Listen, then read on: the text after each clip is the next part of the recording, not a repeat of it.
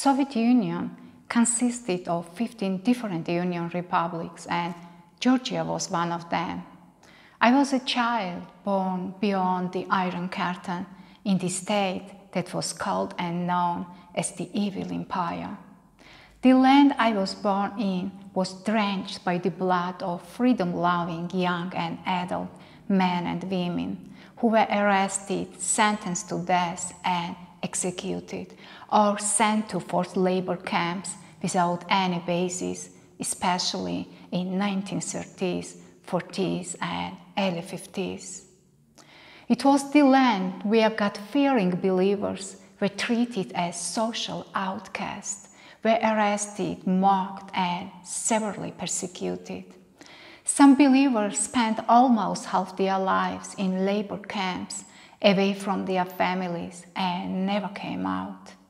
Their children paid a very high price for their parent choice, losing almost all prospects for their future. However, at the same time, many families' house walls were decorated with Stalin's photos as an expression of their approval of his political course. My parents also had a Stalin's photo praising him. But what about us, children born beyond Iron Curtain? And what's more important, beneath Iron Heaven?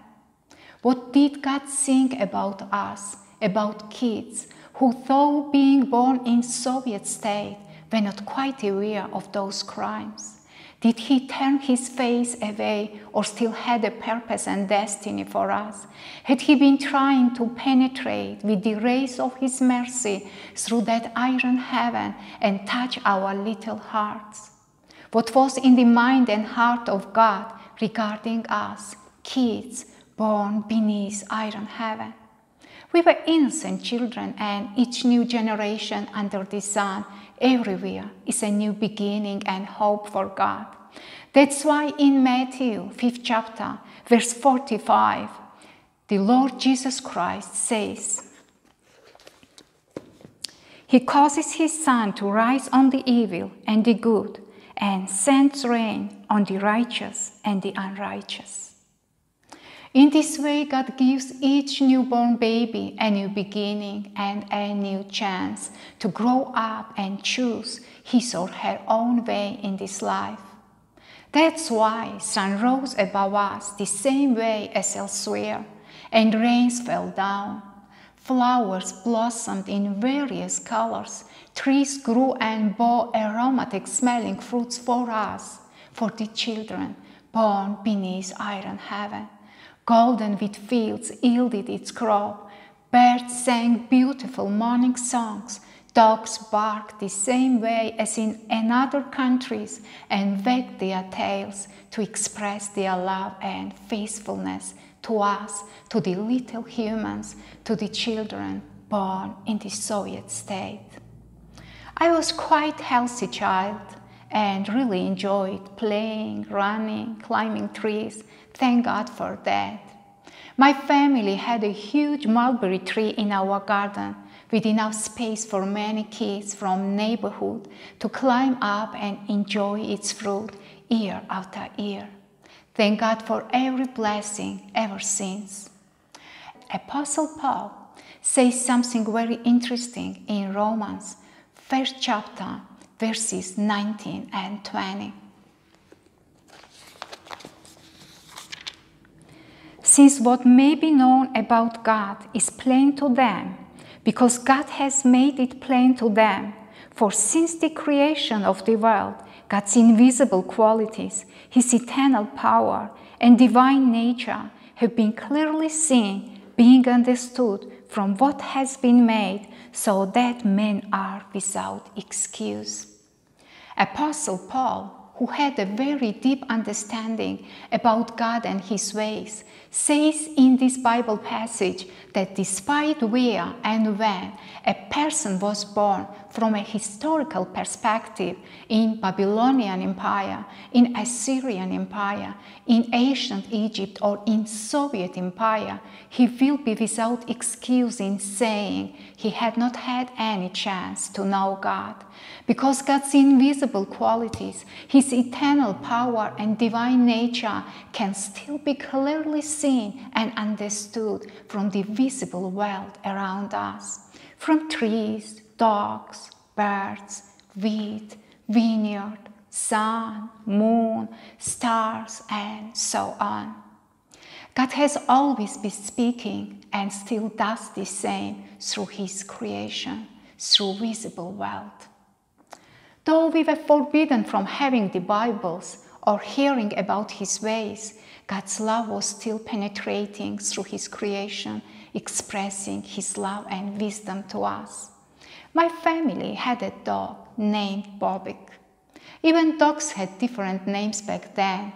He loved me as a child in a special way. There was a boy 2 years older than me and sometimes liked to do something wrong with me during our childish plays. I have to admit that it was not easy to offend me, but he was a boy and at the same time older than me, and sometimes it happened. And when he was running after me, I would call my dog Bobik, and he was right there at the spot to protect me, and all that boy's attempts to do something wrong to me would fail. Being a child, I took it for granted. But later, when God drew my attention to animals in a very special way, I started thinking of it in a different way. Who taught my dog Bobik and put in him that kind of love to me, to a child? Though the state was atheistic, it did not bother my dog to love me. Who taught my Bobik to wag his tail in front of me as a sign of love? Was not it God Himself trying to communicate to me through His creature? Now, thinking about those times, I clearly see that God's hand was over the certain events in my childhood of which I could never have thought that they were directed by God. But much later, when I started to grow in the understanding of God's ways, I realized that one of them was my recurring dream. It happened so often with me, and I was so little by then that I thought all the kids around me were having the dreams of the same content. Later, I realized that in those dreams were described the perfect picture of my future life. God had so strong a desire to reach us that He even used the means that was designed by the state to harm and brainwash us. My husband, Pastor Zaal, remembers one occasion while still being a child. There was a humoristic and satirical magazine titled Crocodile in Soviet Georgia. In one particular issue of that magazine was a satirical picture of the Bible where it was mocked.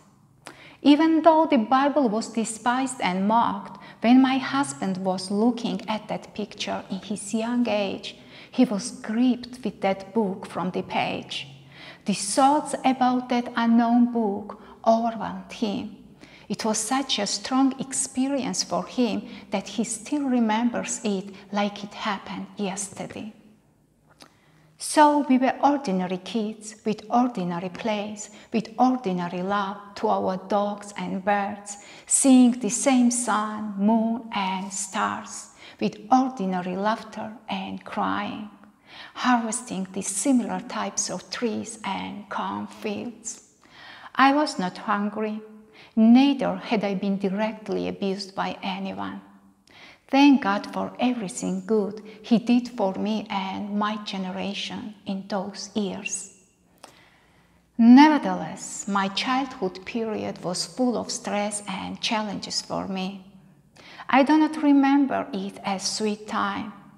It is more appropriate for a person to remember his or her childhood as sweet and pleasant time, but unfortunately, that does not always happen in a real life.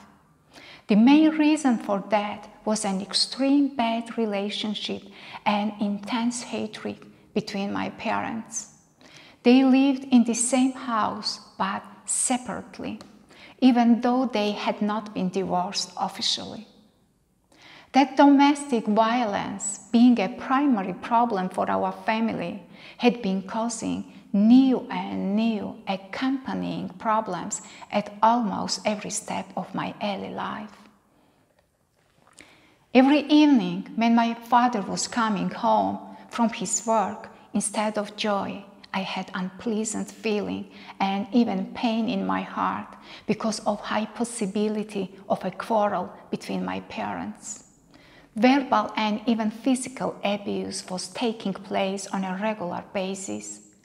Rarely, but it happened when their inter-family fighting would go to extremes.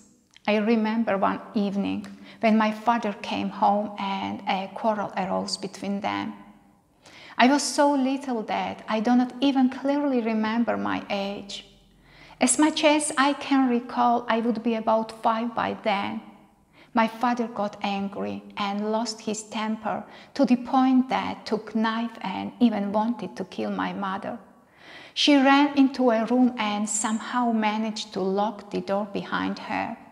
But my father was trying to break it down.